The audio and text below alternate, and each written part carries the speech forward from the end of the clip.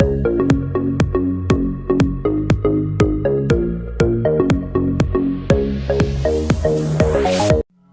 Friends, तो आज मैं बात करूंगा the mark of the beast 666 in Pakistan. Let's watch video.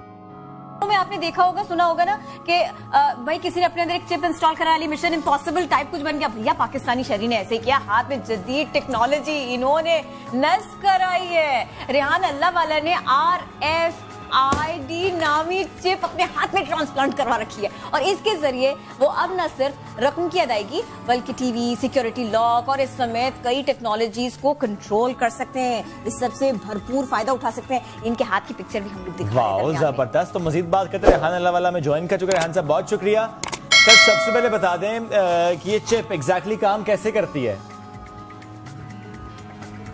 अस्सलाम वालेकुम जी, पहले तो बहुत बहुत शुक्रिया, आपने अपॉर्चुनिटी दी कि मैं आपके तवज्जुह से अपने बाकी पाकिस्तानी भाइयों को भी इस चिप के बारे में सकूँ, जो कि एक NFC चिप है। और ये एक नॉर्मल जैसे हमारा शनाख्ती कार्ड है, पासपोर्ट है, उसमें RFID होती है और NFC चिप होती है, जिसके ज़रिए हम कम्युनिकेट कर सकते हैं एक डिवाइस से दूसरी डिवाइस तक। तो इस चिप के अंदर कोई भी डेटा नहीं है, सिर्फ इसके अंदर एक सीरियल नंबर है और उस सीरियल नंबर की वजह से हम उसके जो शनाख्ती कार्ड का नंबर होता है वो स्टोर है।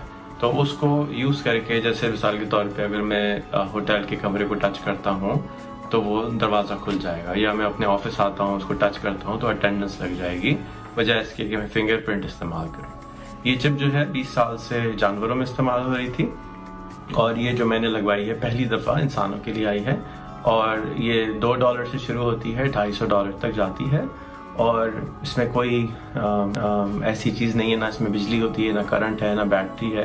एक पैसिव चिप होती है, जब हम इसको बाहर से करंट देते हैं तो ये डेटा बाहर दे देते हैं। ओके, तो रेहान साहब पाकिस्तान में ये कब आम तौर पर इस्तेमाल होने लग जाएगी, कमर्शियली अवेलेबल होगी और इससे हम पेमेंट्स कर सकेंगे, इसका इस्तेमाल कर सकेंगे?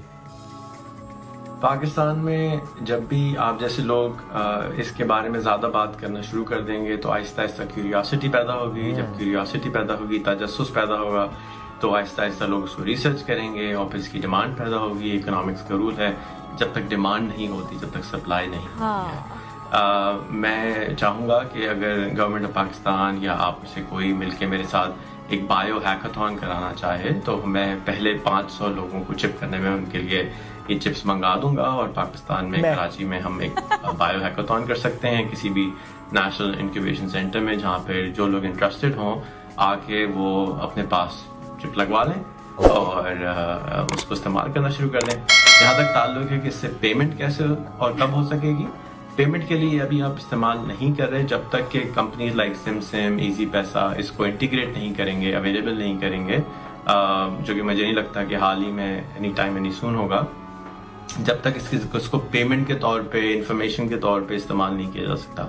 इस वक्त तो ये सिर्फ दरवाजे खोलने के काम आ सकती है या कोई बत्ती जलाने के काम आ सकती है, या इसके जरिए आप डिवाइसेस ईजाद कर सकते हैं जो आपको फैसिलिटेट करेंगी डिफरेंट चीज़ें करने में। तो मेरा मकसद लगाने का इसका ये था कि लोगों को इसके बारे में पता चले, शऊर आए, मैं इसके साथ खेल के एक्सपेरिमेंट्स कर सकूँ, डिफरेंट चीज़ों को बत्ती खुल बंद कर सकूँ हाथ हिला के। रेहान इसी तरह से जब हम मुकाशवा की किताब 13 बाब और उसकी 12 आयत पढ़ते हैं तो वहाँ पर लिखा है, और उसने सब छोटे बड़े, दौलतमंदों और गरीबों, आज़ादों और गुलामों के दैने हाथ या उनके माथे पर एक एक छाप कर दी, ताकि उसके सिवा जिस पर निशान यानी उस हैवान का नाम या उसके नाम का अदद हो और कोई खरीदो फरोख्त ना कर सके।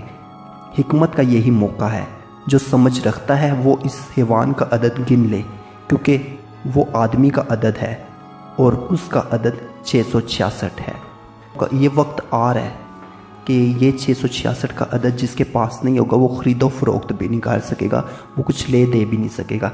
इसी तरह से जो लोग अपने हाथ के ऊपर या अपने माथे के ऊपर ये इब्लीस की छाप 666 का अदद लेंगे, इस माइक्रोचिप के ज़रिए हाथ में लगवाएंगे या अपने माथे पर 666 का अदद लेंगे, मसलन वो लोग अपनी रूह को इब्लीस के हाथों बेच देंगे और फिर जो इब्लीस चाहेगा उनसे करवाएगा। लेकिन बाइबल मुकद्दस कहती है, मुकाशवा की किताब 22 बाब और उसकी 15 आयत में, मगर कुत्ते और जादूगर, हरामकार और खूनी, बुत परस्त और झूठी बात का हर एक पसंद करने वाला और गढ़ने वाला बाहर रहेगा। मसलन उन लोगों के लिए कोई जगह नहीं होगी जो इब्लीस को अपनी रूह दे देंगे।